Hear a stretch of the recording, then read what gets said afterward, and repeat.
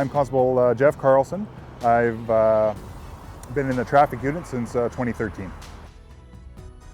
I heard another one of our officers come on the air advising that there was a collision at Belrose and Oliver Road, just behind me here, and it looked pretty serious. So at that point, being in the traffic unit, I'm one of the TCIs. I try and go to every serious collision I can when I'm working, just to assist the uniform or to take over the investigation if it's very serious in nature. Everybody okay? I'm fine. Anyway. Which one are you driving? So walking up to it, I'm always kind of cautious. I'm looking at my roadway evidence. I'm looking at initially I want to know what the injuries are, make sure everybody's okay, or what maybe injuries are, or who's going to the hospital, that sort of thing. Obviously the people part of it is very important. But once that's kind of taken care of, I focus on the scene.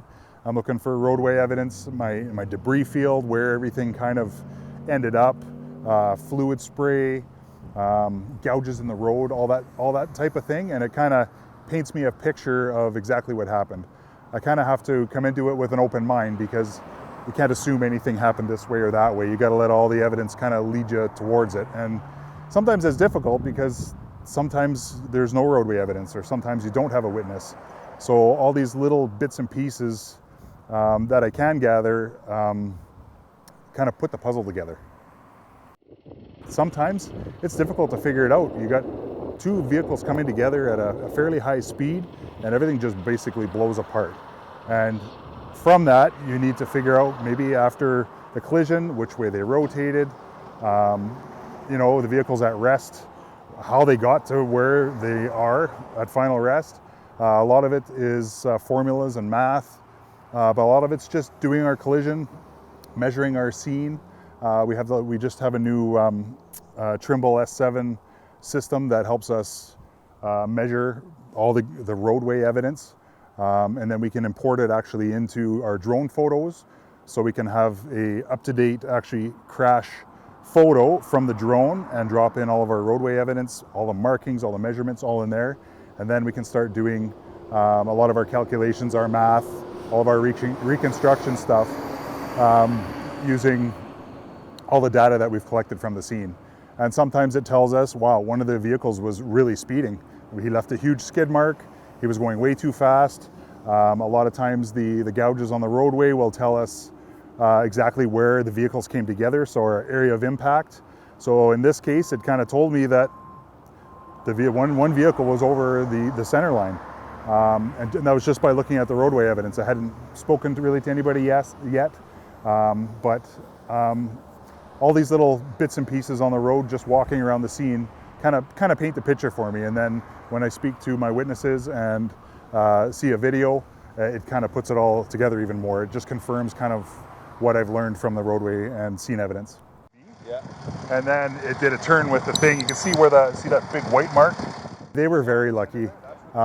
Vehicles nowadays have amazing airbag systems. These two vehicles were within 4 years old, so they were equipped with all kinds of airbags. The truck that rolled in the ditch had side curtains and bolster, and every airbag went off in the truck. The driver actually said that it was just like a bunch of pillows went off inside his vehicle. Same with the SUV. It had a good collision system, and everything activated as it was supposed to. The airbags all went off inside the vehicle, which likely could have saved our driver and our passenger in the one vehicle.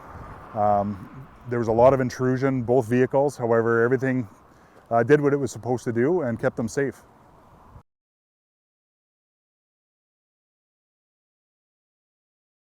It's very difficult.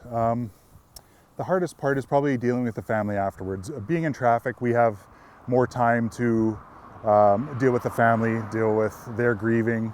But the hardest part is probably notifying another family member, or a husband or wife or children, that their parent or their loved one's been involved in a collision and it was a negative outcome. It's very difficult sometimes to stay calm as well. There's many times when I've had to go tell loved ones that their family member has died, and everybody's very emotional, and it's hard to hold the tears back. It's very difficult, especially when You know, maybe it was multiples in a family or whatever. That's probably the most difficult part. In this case, we were very lucky, but I've been through many collisions where this isn't the case. Ultimately, we're there to kind of clean up the mess and help the families and give them an explanation of what happened. They don't understand all the dynamics of a collision and what certain vehicles will do, and the collision avoidance systems and how airbags work and all that kind of stuff. After a collision and we've done our scene, oftentimes I spend quite a bit of time with the family explaining what happened, and it puts their mind to rest as well, because it sorts it out for them, because they have so many questions. They don't know how everything kind of played out. This way I can say, look, we did the download for the airbag, we did a mechanical on the vehicle, we know there was no mechanical failure, everything in the vehicle was working properly. We can explain all that to them, and a lot of times that's what they need to kind of put everything at rest.